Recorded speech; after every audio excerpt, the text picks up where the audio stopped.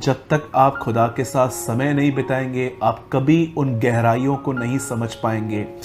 आप देखिए, एक चलती हुई मीटिंग में भी आप एक धोखा खा सकते हैं। अब मैं प्रचार कर रहा हूँ, आप सुन रहे हैं और आपको सब यहाँ पर समझ में आ रहा है कि मैं क्या बात करूँ, और जब हम समझ जाते हैं तो हम संतुष्ट हो जाते हैं कि यस, ये बात तो सही है। याद रखिए, इतना काफ़ी नहीं है। आपको इस मीटिंग को लास्ट में पूरा होने के बाद क्या आपने वो प्रैक्टिकल किया? इसीलिए यीशु ने कहा, many will understand, few will find. बहुत लोग समझेंगे, लेकिन कुछ ही लोग हैं जो उस नैरो गेट में, उस सकरे मार्ग में प्रवेश करेंगे। समझना, इंटेलेक्चुअल, मैं कई बार किसकी प्रीचिंग सुनता हूं तो मुझे सेकंड्स में समझ में आ जाता है कि ये बंदा इंटेलेक्चुअल है, कि ये बंदा पवित्र आत्मा से बोल रहा है। कुछ लोग बाइबल को याद करते हैं, प्रीच करते हैं, इससे कोई फायदा नहीं होता। ये सिर्फ इंटेलेक्चुअल नॉलेज है। लेकिन जब हम बाइबल में से गुजरते हैं, जब हम वचन के साथ चलते हैं, तब हमारी सेवकाइयाँ सामर्थ्य होती हैं, हमारे शब्दों में जिंदगी होती है। मेरे भाइयों, मेरी बहनों, परमेश्वर ने हम सभी को अलग अलग वरदान दिए हैं। किसी को प्रभु ने प्रचार का, तो किसी को शिक्षा देने का, तो किसी को प्रभु ने बुद्धि दी है, तो किसी को कलीसिया में प्रभु ने मेषपाल करने वाला ठहराया है। लेकिन एक टाइम, एक चीज हम सबके साथ बरोबर है। खुदा ने हमें 24 घंटे दिए हैं और हम इन 24 घंटों में क्या करते हैं, कितना समय खुदा को देते हैं, ये हमारे ऊपर है। भजनकार कहता है, आप जानते होंगे भजन संहिता 90 मोसेस के द्वारा लिखा गया था, मूसा के द्वारा। एक ब्यूटीफुल बात मूसा ने वहां लिखी है, हमें अपने दिन गिनने की समझ दे ताकि हम बुद्धिमान हो जाएं। मूसा जानता था कि वो 100 ईयर्स का हो चुका है। अब वो ये प्रभु से समझना चाहता था कि मेरे कितने साल हैं ताकि मैं और अच्छे से तेरे साथ चल पाऊं। मेरे भाइयों, मेरी बहनों, हम नहीं जानते हैं कि हम कब इस दुनिया को छोड़ के जाएंगे। आज हालात बुरे हैं, मैं जानता हूं कि प्रभु हमारे साथ है, हम उस पर भरोसा करते हैं, लेकिन हम नहीं जानते कि उसने हमें यहाँ पर कितना टाइम रखा है। मैं आप में से कहूँगा, जब परमेश्वर आपको समय दे रहा है तो वो समय खुदा को दो।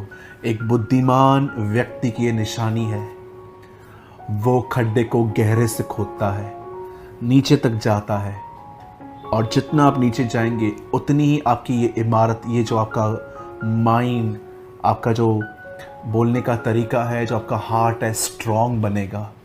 मैं फिर से कहूँगा, बुद्धिमानों की ये निशानी है, वो उसे ढूंढते हैं, वो खड्डे को गहरे से खोदते हैं। मैं विश्वास करता हूँ अपने आज के वचन से ज़रूर कुछ लर्न किया होगा।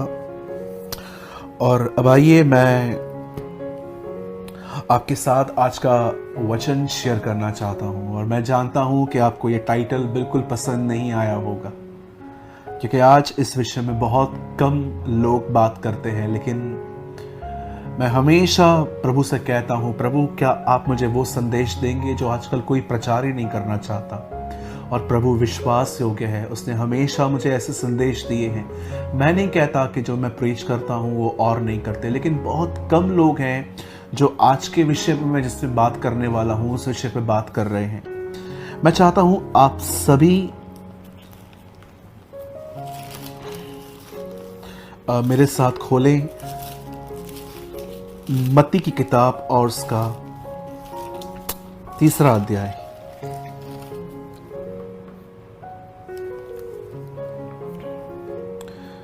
Please open with me Matthew chapter 3। और मैं आपके लिए पढ़ने से पहले मैं दुआ करूंगा, लेकिन उससे पहले मैं चाहता हूं कि आप सब खोल लें मैथ्यू चैप्टर 3, मत्ती रचित सुसमाचार, मत्ती की इंजील और उसका 3 बाब। आइए हम दुआ करें। ऐ आसमानी पिता, हमारे आसमानी बाप, हम प्रभु यीशु के नाम में तेरे पास आते हैं। प्रभु, सदैव आपने हमसे प्यार किया है। इब्रानियों में लिखा है कि तू जिससे प्रेम करता है उसकी ताड़ना करता है, और जिसे बेटा बनाता है उसे कोड़े भी लगाता है। खुदा, तेरी ताड़ना, तेरे कोड़े एक तेरा प्यार है, क्योंकि तू हम में से किसी को भी नाश होते हुए नहीं देख सकता। तो सबसे ज़्यादा दुखी रहता है तब जब तेरे लोग नाश होते हैं। मैं दुआ करता हूँ आज का वचन हमारी आंखों को खोले, हम पर रहम कर। महिमा आदर आपको देते हुए हम इस विनती को यीशु के नाम में मांगते हैं। आमीन, आमीन।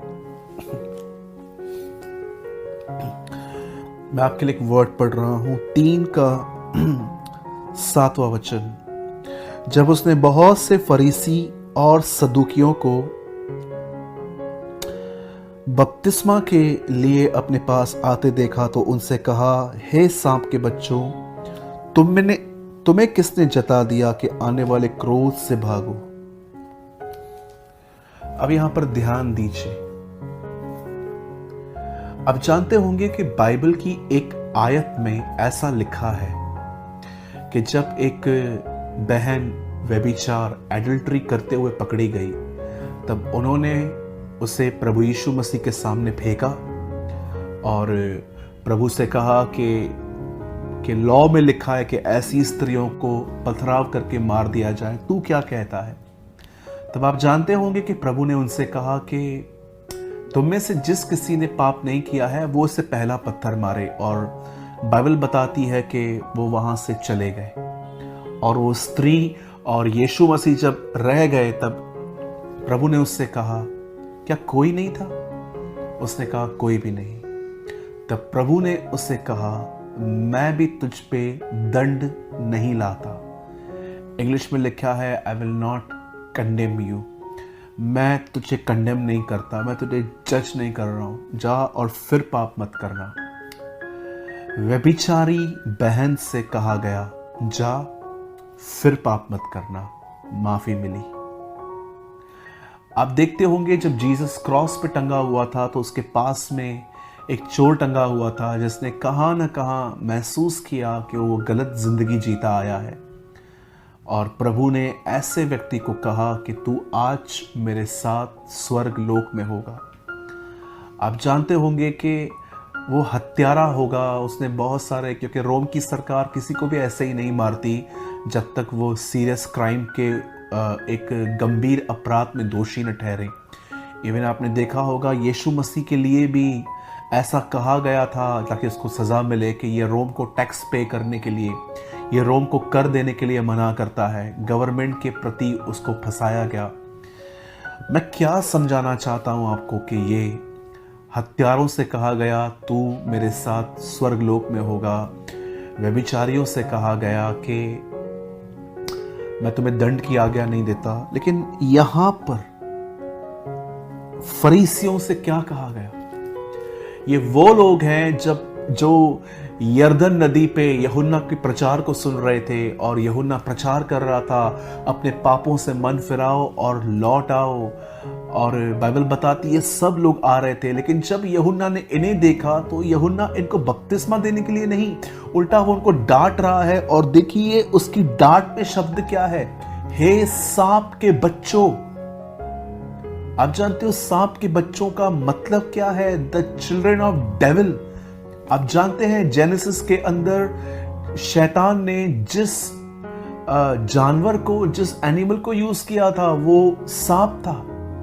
और सांप बाइबल में हमेशा से शैतान का एक चित्र रहा है।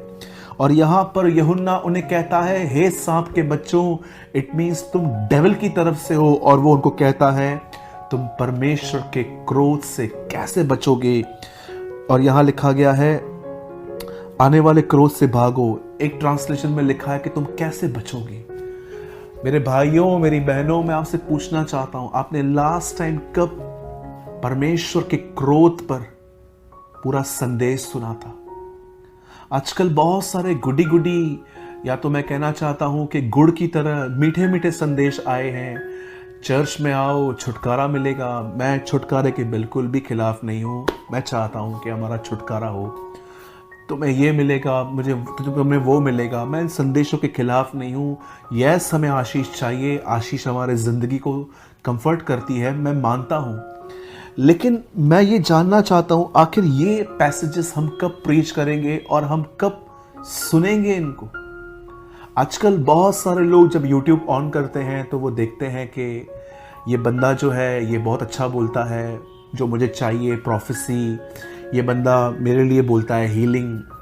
You know, the Bible says last के डेज में लोग अपना प्रीचर खुद ढूंढेंगे, लेकिन कई सारे लोग ऐसे भी होंगे जिनको परमेश्वर चाहेगा कि ये इनको सुने, लेकिन वो उसको नहीं सुनते हैं। वो अपनी प्रीचिंग खुद डिसाइड करते हैं कि यस, ये मेरा पास्टर, वो मेरा पास्टर। क्यों? क्योंकि वो बात करता है जो हमें चाहिए। आज मैं आपको बताना चाहता हूं क्रोध क्या होता है। कई सारे लोगों ने कोविड-19 के अंदर जब उनकी अब जो वेव आई थी, जो बड़ी डेंजर थी महाराष्ट्र में, आप जानते हैं हमारी चर्चेस आज भी बंद हैं। भारत में बहुत सारी जगहों से लॉकडाउन निकल चुका है। कुछ जगहों पर शाम तक है, कुछ जगहों पर 2 बजे तक है।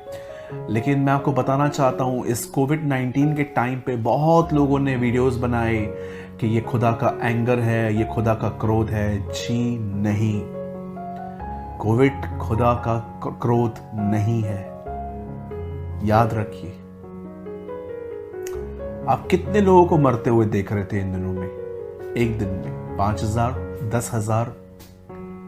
क्रोध एक साथ करोड़ों को लेके जा सकता है, अरबों लोगों को लेके जा सकता है। वो इतना खतरनाक होता है। आज मैं आपके साथ शेयर करना चाहता हूं कि खुदा का क्रोध क्या है और वो किन लोगों पर आएगा। यहां पर लिखा गया है कि तुम्हें किसने जता दिया कि आने वाले क्रोध से भागो। आखिर क्यों जॉन द बैप्टिस्ट ने फरीसियों को कहा कि तुम्हें किसने जताया कि इससे भागो? तुम्हें तो फेस करना पड़ेगा। वो क्यों कह रहा है? क्योंकि जब फरीसी वहां पर आए तो कहां ना कहां जॉन अपनी आत्मा में समझ गया कि इन्हें कोई पछतावा नहीं है, ये सिर्फ और सिर्फ एक नियमों का पालन करने में व्यस्त है। आप जानते हैं, मैं आपको एक ऐसी सच्चाई बता सकता हूं जो आपको हैरान कर सकती है। आप जानते हो, बहुत सारे जो लोग जो इन दिनों में बाइबल पढ़ रहे हैं, उनका खुदा के साथ कोई कंसर्न नहीं है। वे मसीह में आए, उनके साथ चमत्कार हुआ, उसके बाद उन्होंने बाइबल लिया, पढ़ना स्टार्ट किया। पहले वो कुछ और करते थे, अब ये वो किताब पढ़ते हैं। लेकिन वो हमेशा बाइबल को एक नियम के तौर पे पढ़ते हैं कि मुझे एक अध्याय पढ़ना है। लेकिन जब परमेश्वर उनको ये कहता है कि तूने इस बंदे को माफ नहीं किया है, इसे माफ कर, तब वो इन वचनों को इग्नोर कर देते हैं।